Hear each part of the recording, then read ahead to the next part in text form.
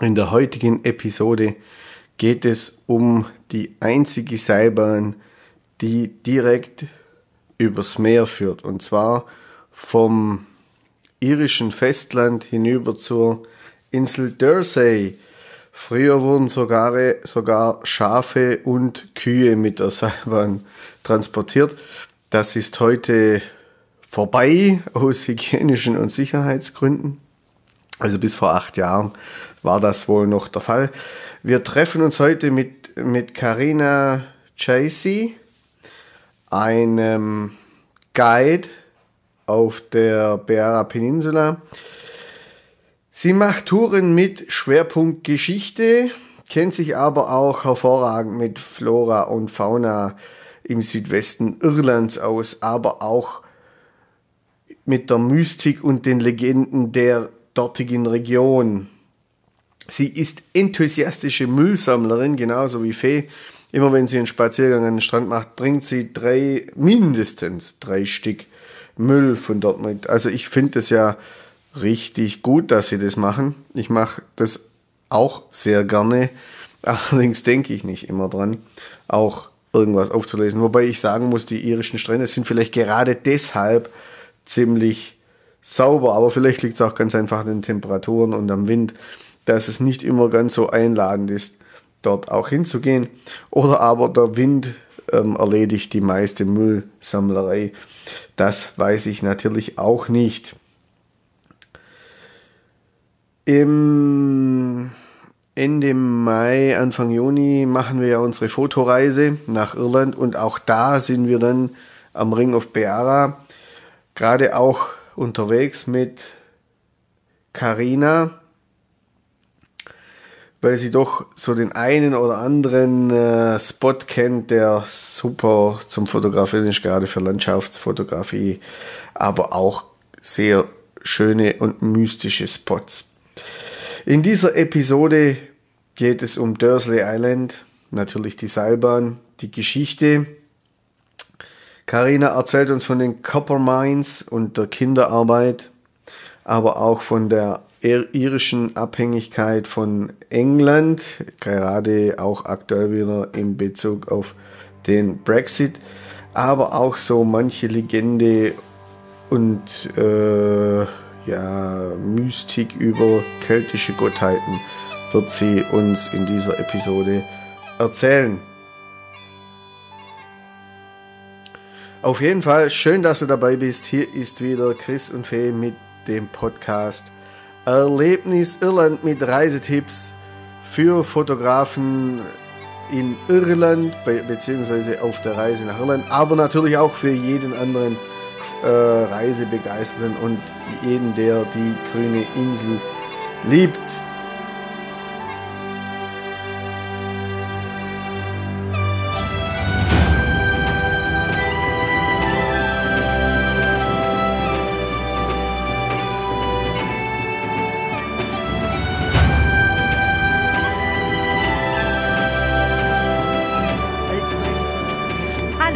Hier ist Felicitas von erlebnisirland.eu und wir sind jetzt gerade an der Dursey Island Cable Car Station und treffen uns mit Carina, die sich nachher auch noch mal kurz vorstellt.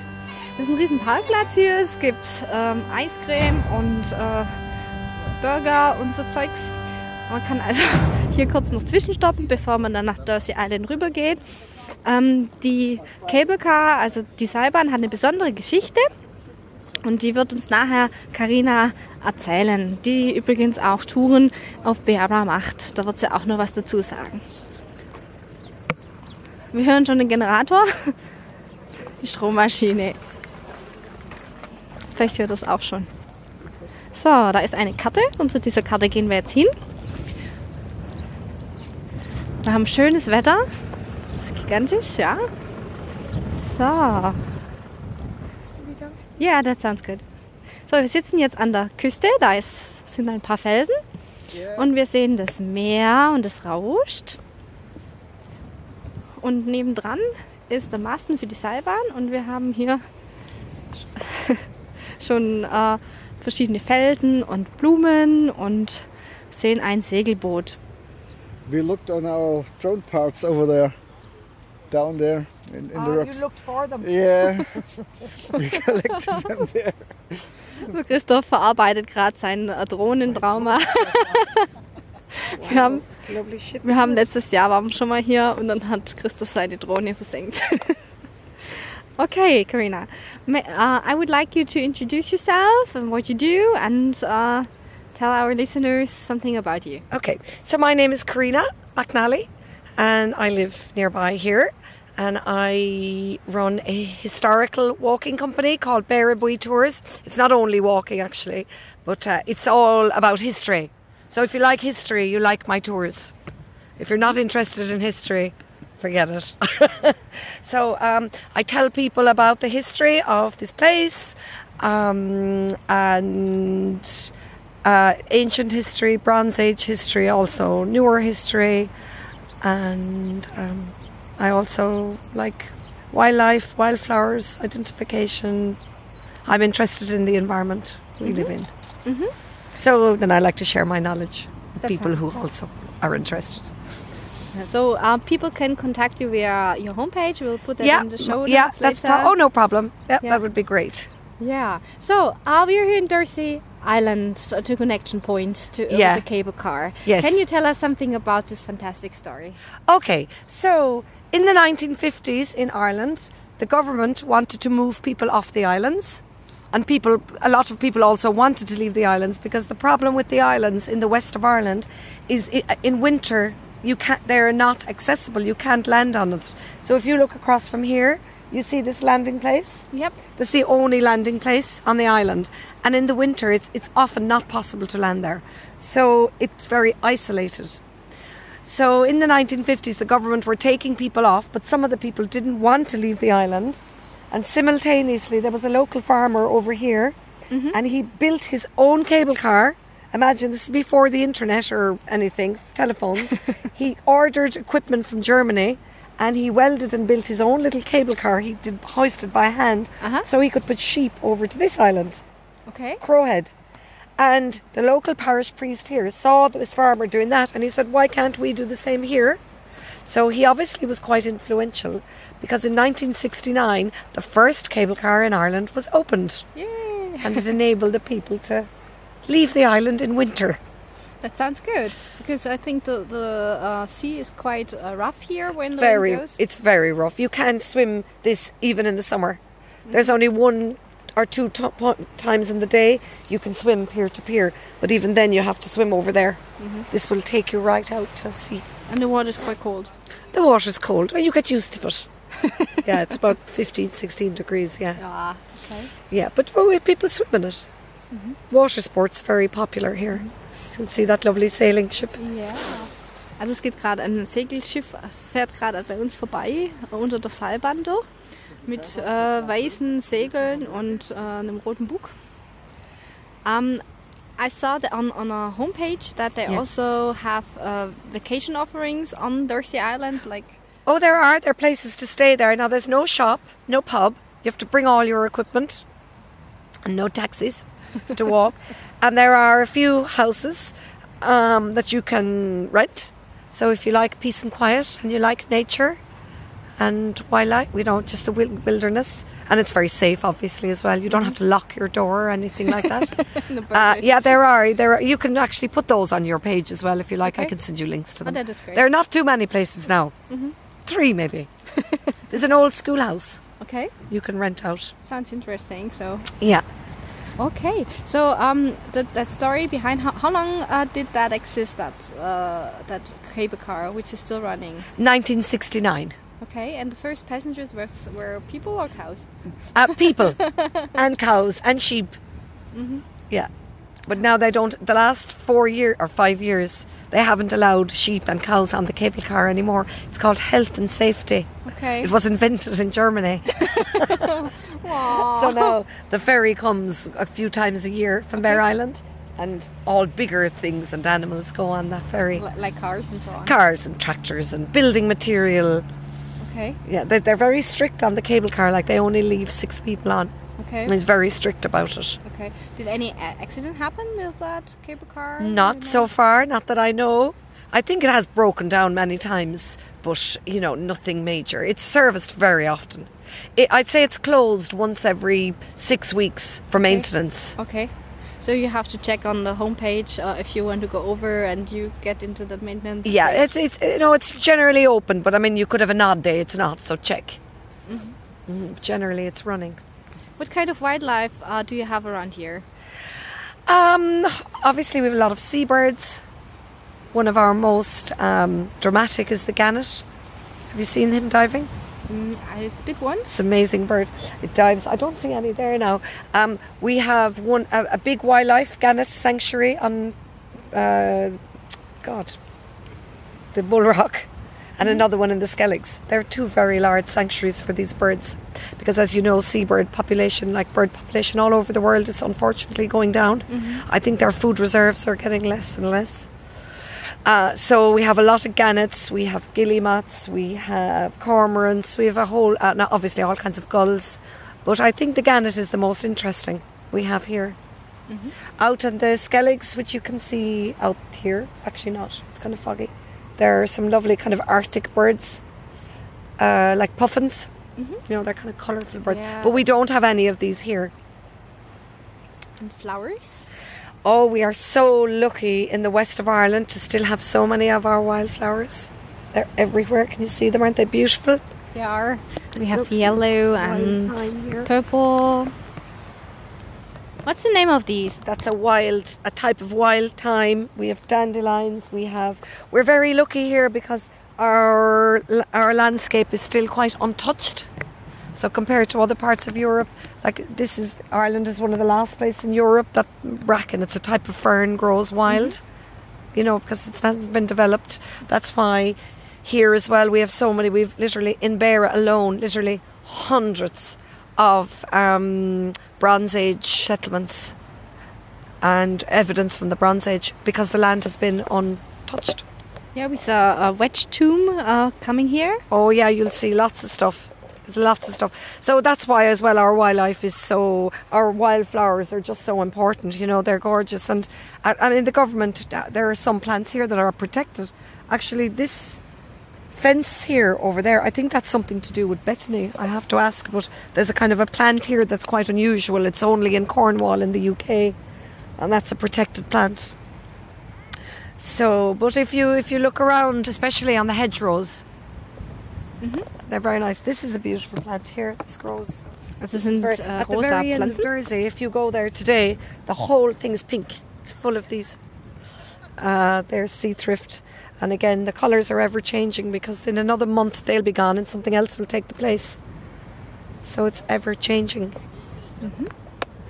And you said you're also an expert on industrial revolution around Beara.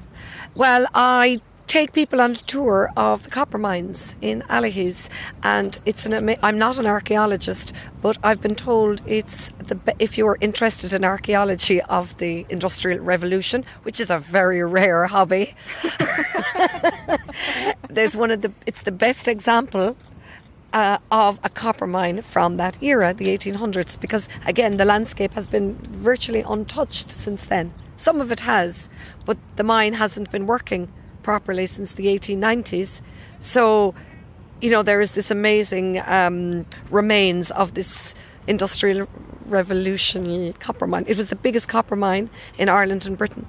So that'll tell you there's 1,000 people employed there in the 1840s. That's quite a lot. All from the region, or did they come across? Mostly from here, but when they discovered copper, it was very rich copper veins in Allihies. Copper was already established in Cornwall in the UK. It's a place in England, and they brought workers and technology from there, because the steam engine had been invented in Scotland maybe 10 years before. So they were using the engines to pump out the mines and everything. So they brought over Cornish workers. And you said that there were lots of children involved. Well, there were children working in the mines, yeah. But that they did for a long time. But I think there were so many deaths. Well, in the UK, I'm sure they didn't care about the poor Irish children. But I think there were so many deaths in the factories in England with those big machines and everything. They introduced laws, I can't remember what year now, I think in the 1850s sometime, to stop children working in the mines. And they had inspectors come over here to Allihies to inspect that there weren't children, because they were losing their lives. You know, they were doing very dangerous jobs. How did a typical day in the mines look like? At the height of the mining, well, the men went under, so they didn't see any daylight. You worked for a very rich man who owned the mines, who owned the land. Well, they took the land off the Irish people, but that's another day's story. They colonised Ireland, and he lived in a big castle in Castletown Bear. And he used to ride over the mountain to see his mine. And not only then would the people work for nothing, he would sell them candles. He would sell them all their tools, give them all their tools, which were weighed at the end of every week in case they were stealing the metal. He would sell you your food. He would sell you everything you needed. So sometimes if you didn't find any copper, you actually owed him money at the end of the week. It was a very fair system. Absolutely. Wow. Like you was calling. That was before the Labour movement, before James Connolly appeared in Dublin. Yeah, because otherwise, it would be a really hard life then. So. Oh, it was absolutely, they were poverty stricken. They were absolutely poverty stricken because they weren't paid. You would agree a bargain at the beginning of the week of what you would be paid for the copper, but if you didn't find the copper, you wouldn't be paid, but you could work all week and not be paid. So it was a very unfair system, you know. But then the English were paid much better. They were paid really well. They were given beautiful houses. Their children got an education, and it was a two-tier system. Did it matter if you were Protestant or Catholic? Oh yeah, very much so. Yeah, because that's too long to go into here now, but the ascendancy, the landowners would have been Protestant. At the time, the Catholics had rights because that had changed. I mean, the Catholics were now able to vote and they had rights, but they still hadn't inherited anything because everything had been taken off of them in previous years. So, and it was the Protestant ascendancy, the Protestant class had the money and the power. So, yeah, they would have been better off, the Protestants. There's a beautiful, the Mine Museum in Allihies. Haven't been there before. Oh yeah, well that's the old Protestant church built for the Cornish miners in 1845. It's now a cafe. Yeah. Okay. What is your favourite spot around here on Beara? One of my favourite places to walk and to do the tour is on Dursey, because I love it, because there's so much to say there. People say, there's nothing on Dursey, but the history is actually fascinating. I mean, for example, the name itself is a Viking name, Dursey. And the Irish name is something different, which also has a story. So I suppose another favourite place in Beara is kind of near Kenmare, Gleninchaquin. I like it over there. There's lovely Bronze Age relics, I suppose, over there. I like Kilcatherine as well. I like that place. So you said there's lots of history on place, like from the Bronze Age. In Beara, over Beara, yeah. Yeah. And you have some here as well in Dursey. There were very early settlers here in Dursey. What did they leave on Dursey? Like stone circles or? No, well, what you have left in Dursey are some standing stones, some ancient field, oh God, the word, where they actually separated the fields. Markings. Yeah, they separated pieces of land. You have, on the other side of the island now, this local archaeologist in the 70s found other settlements that you can see with your eyes if you're not trained, So we know there were people there. They say at one stage there was evidence of a silver mine in Dursey, but it's written in earlier papers, but nobody's found that. So, but I mean, I suppose there were fishermen and traders in the Neolithic times. They traded a lot as well, because they did a lot of, they found a lot of Bronze Age copper mining here. So, but we haven't found any artefacts. So obviously the copper was leaving by boat to go to the next place where they would smelt it, to make bronze. So I mean, the people lived maybe mining and fishing, and we don't know much about the Bronze Age people, to be honest with you, because they didn't write anything down. Yeah. Yeah, we know they were here, and we know that they believed in their beliefs were all secular, you know, with the sun and seasons, and all their artifacts are most southwest facing. You know, that's how we know what a standing stone is, as opposed to a stone that's standing in the field. It's the way it's aligned with the sinking sun. There are many religions nowadays on Beara Peninsula, aren't they? From Buddhist temples. Well, like the Buddhism is a big thing, yeah. Buddhism is the latest craze. Yeah, they're building the biggest Buddhist temple in Europe at the moment over there. Mad, isn't it? It's lovely there now. I go there sometimes, but I'm not into Buddhism. I'm more into pre-Christian goddesses. Can you tell us something about pre-Christian goddesses around here? How long have you got, Felicitas? We have 9 hours on the card left, so, and I have another one in the car. We could come again, don't worry. So one of Ireland's, like before Ireland was Christianized, Christianity came from Europe over here, you know, with boats, like everything came from Europe, and some of the earliest Christian sites are on the west coast of Ireland, like in Kilcatherine.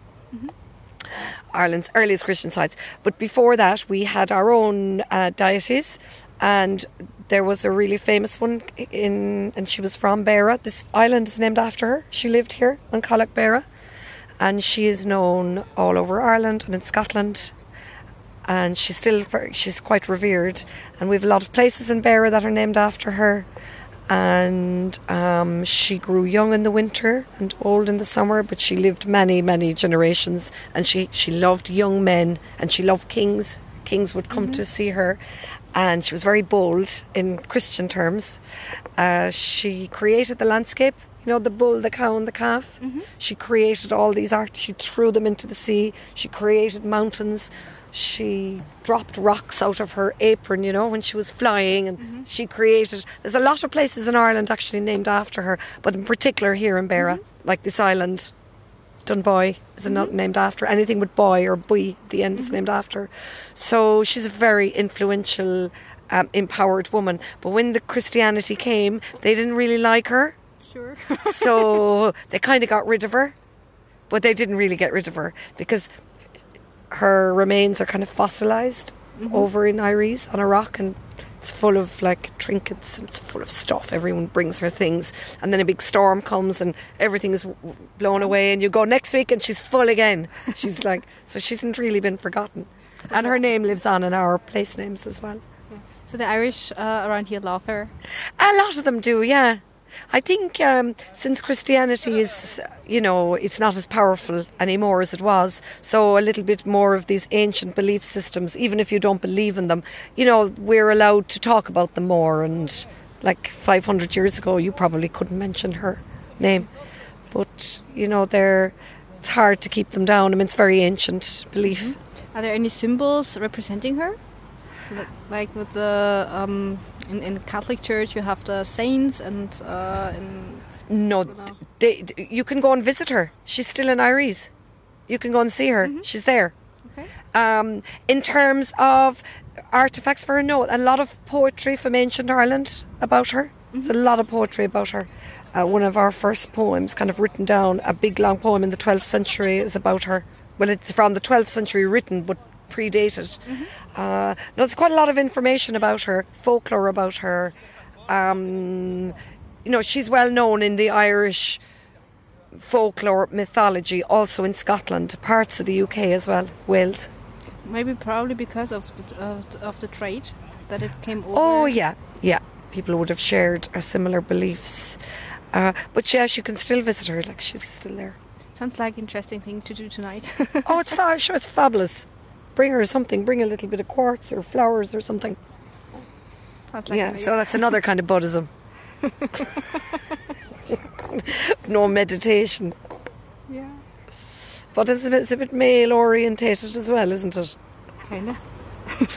So mostly men monks, whereas she was a very powerful lady. Monks didn't like that? No, they didn't like that. But I could be wrong about Buddhism. I know very little about Buddhism, so I just, you know, that's not an educated opinion. Yeah. Yesterday we talked on the phone about Biara and kids, taking kids to places. Well, I see. I had kids here. Like in the summer, it's very outdoorsy. It's a lot of walking, fishing. Kids love fishing. My kids loved kayaking. We were outdoors a lot. You know, you have to be outdoorsy really as a child here to maximise, I think. You know, a lot of kids here then have farms. You know, they live on farms. Now, I don't have a farm, but I found that like a lot of kids in west of Ireland, if they have a farm, they're busy. You know, kids are working on farms or they're working and helping at home. You know, but yeah, there's plenty of things. It's nice if you grow up in nature and you learn skills other kids don't learn. Yeah. Was there anything in particular now you wanted to do with kids? Like, what age is your daughter? My daughter is 5. Oh yeah, she's small. The Spielplatz. Spielplatz, yeah. We found one in Aries, and it was really appreciated. Yeah, it's lovely. They have a kind of a sensory garden in there or something. Yeah. There's a nice one in Allihies too. Okay. Yeah, very nice. Are there playgrounds that you can recommend on Biara? There's an amazing one in Glengariff. Have you been that one? Yeah. And you walk all along by the sea. Oh God, it's like that's such a beautiful place, isn't it? It is. Yeah. Not really. The one in Allihies is nice because you can relax and sit in front of O'Neill's in the sun, and you can enjoy yourself, and you can look right across the playground. Yeah, that's great. And look at your child. Yeah, that's so you know, it's kind of best of both worlds for parents. It's highly recommended. I've done it myself. Do you have tips for rainy days out here in Biara? I suppose I do. Music is very popular here in Biara. Like people go. I mean, I know you go to the pub, but it's not always in the pub. Sometimes they have recitals of music, but you have to research a little bit of that when you're here. Like you can go and see amazing recitals in Castletown Bear. There's a pianist in there. You can go to the pub listening to music. A rainy day in Beara. It's not too far to travel to Kenmare or Bantry. They have market days there. The market in Bantry is amazing. Have you ever been to that? Yeah. I love it. We bought the whole Fireman Sam collection. Oh, did you? Yeah. And on the first Friday of the month you can buy sheep or you can buy a horse. You can buy anything. Lego. Lego. You didn't buy a pony?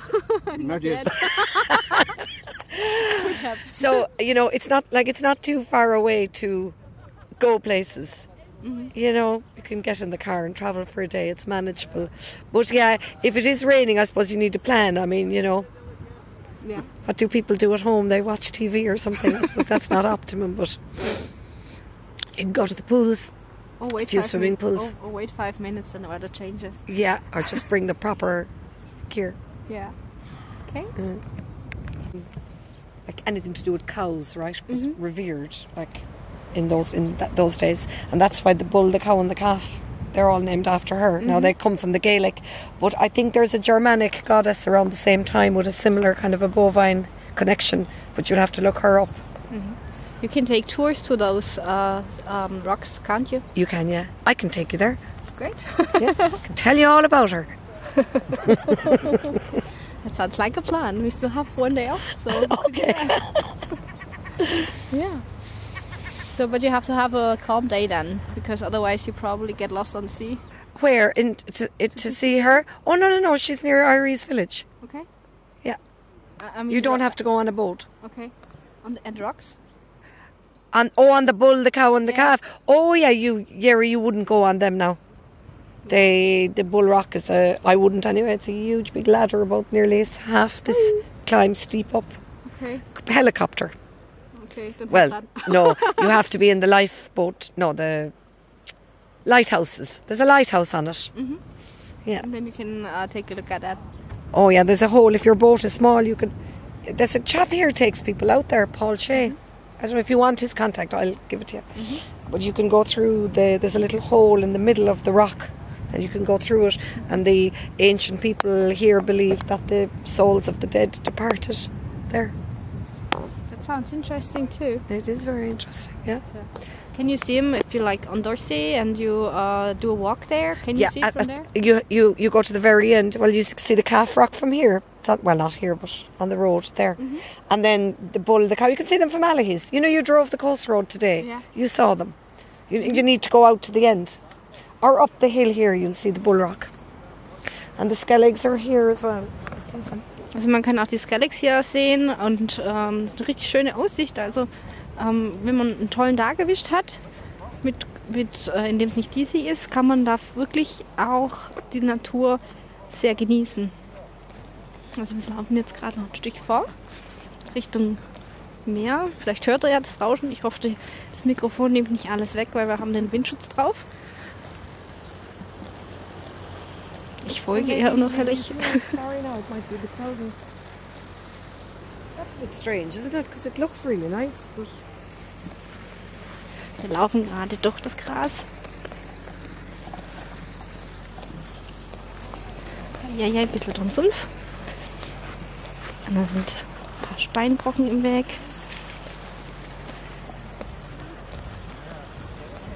Hunde sind am Ende nicht erlaubt. They're out there, right? I see them. But over there on the right hand side. A bit cloudy, no? okay, I actually can't see them. No? No, but they're there. They're just gone for a cup of tea or something. They're just gone for a cup of coffee. Lunchtime? Yeah, exactly. Gone for a cheese toasty. I'll be back in a minute. They might be in Cindy's cafe. Could be. This is also a recommendation because they have a really nice mocha. Oh, do they? Yeah. Oh, nice coffee there as well. Yeah. We had a seafood chowder. That's yummy. Oh, yeah.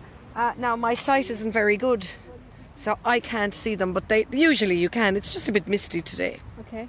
On the right hand side or in the middle? There'd be more on the right-hand side. Because there I see the coastline. Yeah.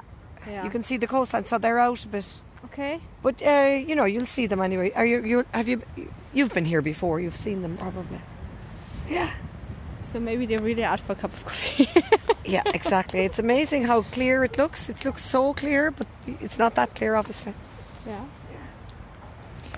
What kind of sea animals can you see here? Seals or? Yeah, seals, otters, dolphins all year round. September, October, you could be lucky enough to see whales here coming through. But dolphins are very regular. Yeah, and fishing, the waters are quite rich. Cod, pollock, if you like fishing. It's a good place to fish under here, under that pylon. Have you a recommendation for eating fish then? Here, fish and chips, amazing. All fish, local fish. I mean that At Murphy's? It's fantastic. All the fish is local. There's a couple of good seafood restaurants in Castletownbere. There's the Ocean Wild is a good seafood restaurant. It's more though kind of formal dining, you know. Breen's is very good in Castletown for daytime dining. And McCarthy's doesn't really do food, McCarthy's bar, but they do a seafood platter that's actually very good. So there's plenty of places to eat seafood really. O'Neill's and Allihi's is good. Okay. Sounds good, thank you. Yeah, no problem. Or you could go for mussels and chips and stuff over to Kilmacalogue. Do you know where that is? No, but you can tell us. Oh yeah, that's Doreen Garden in Yeah. Lorrock. Yeah. It's just there along the coast. It's called Helen's Bar, and you can sit outside al fresco on the pier, and they specialise in mussels and scampi and stuff. Oh, sounds good. Yeah, it's good. It's a nice spot as well. It's a lovely old traditional bar. Yeah, it's well worth a visit, and Doreen Gardens is nice. Yeah, it's beautiful. Radio show in the BBC 4, very old radio show. I don't know, 70 years old or something. They get famous people and they ask them to choose, if you were on a desert island, to choose maybe 6, 7 songs, 8 songs, whatever, that you would listen to, and a book. So the arts, he was doing arts projects here in Beara as part of the Beara Arts Festival. He asked me to interview some people in Dursey and asked them if the cable car wasn't running and the sea was too rough and you were in Dursey for a week and you didn't have anything or you were cut off, what is your 8 songs and the book? So we interviewed the locals for that. It was good fun. Yeah, I just listened into there and said, oh wow, that's a fun idea. Yeah, it is, yeah. So you can listen to those if you like. They're on my website actually, aren't they? Yeah. I put them. They weren't there. I only put them there recently. Yeah, I saw him yesterday night. So that sounds interesting. Yeah. There's a good one. My favourite one is the Gerald Murphy. Mm-hmm. That one, that's very good. He's very funny. He's really funny. And, that's a good one to listen to, I think. It's good crack. About crack, what anecdotes do you have about the places here around? Do you have anecdotes? How do you mean anecdotes now? Like crack? Allies now is a good fun village. If you want good anecdotes and crack, you should go to the pub in Allies. You'll definitely find it. Especially on the day of a funeral. Oh yeah. Okay. Those are the best days, aren't they? The big days out in the village. I know, it's good fun, yeah. Allies is actually interesting. There's a lot of artists living in Allies. And when I mean by artists, I mean people who make their living from art, from painting, which is quite unusual because most people paint for hobbies and not everyone makes a living.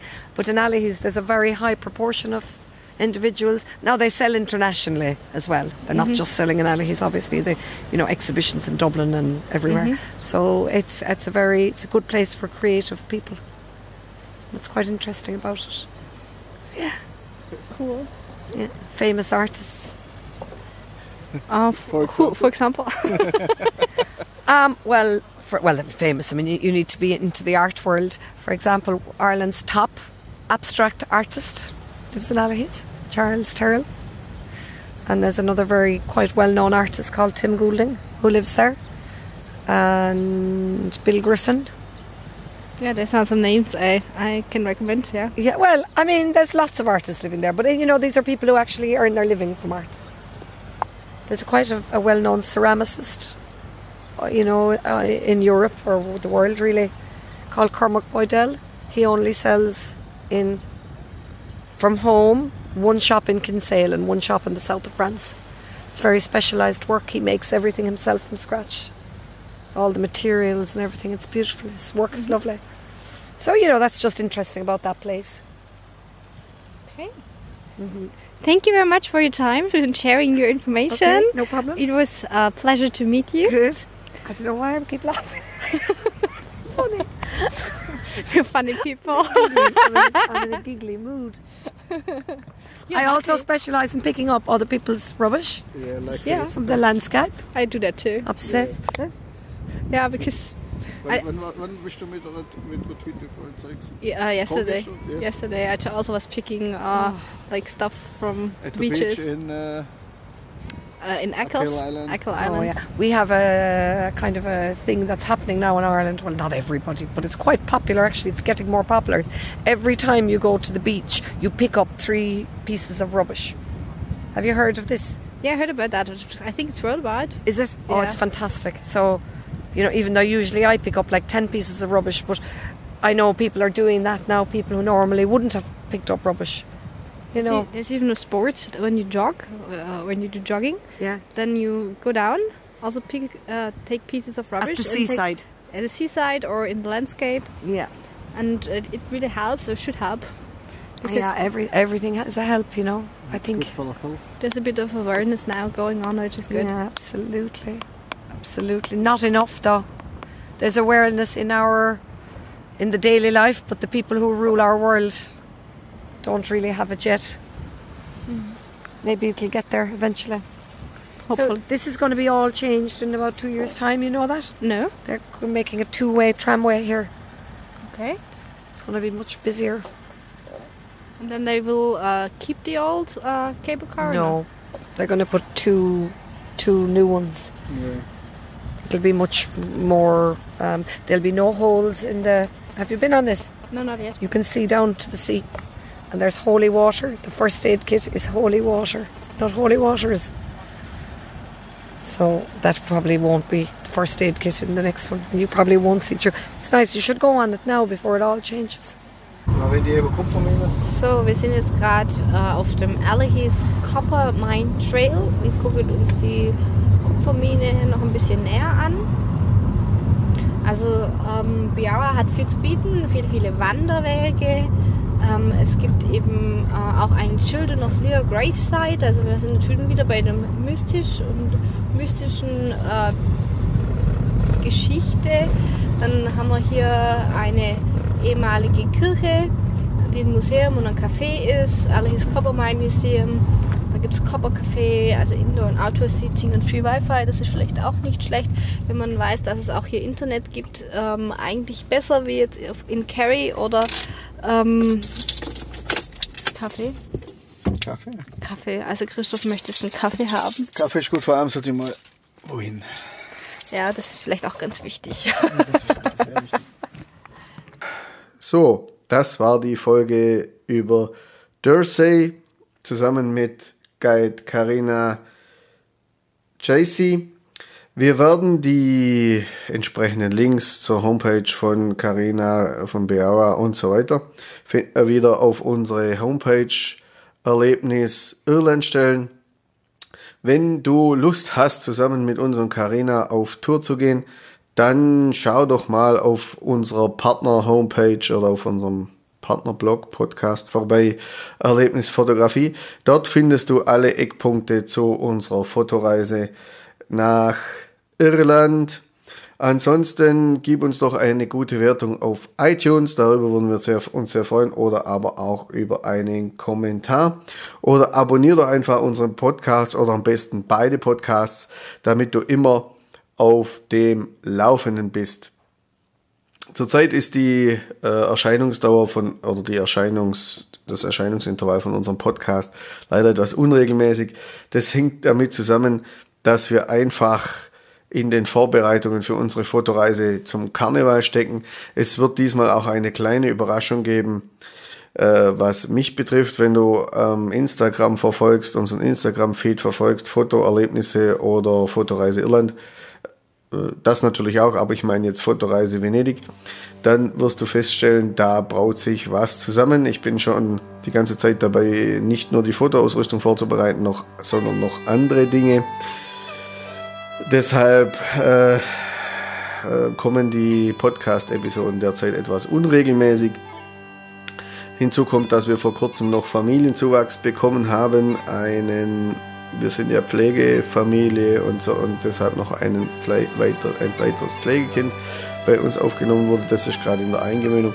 Darum sind wir etwas zurück in der Veröffentlichung. Wir werden aber versuchen, das jetzt in den nächsten Tagen und Wochen wieder aufzuholen. So, deshalb sage ich jetzt schon mal vielen Dank, dass du uns trotzdem zugehört hast. Es ist immer wieder schön, wenn ihr mit uns auf Reisen geht. Danke, dass du dir Zeit genommen hast, und wir hören uns ganz, ganz bald wieder. Dein Chris.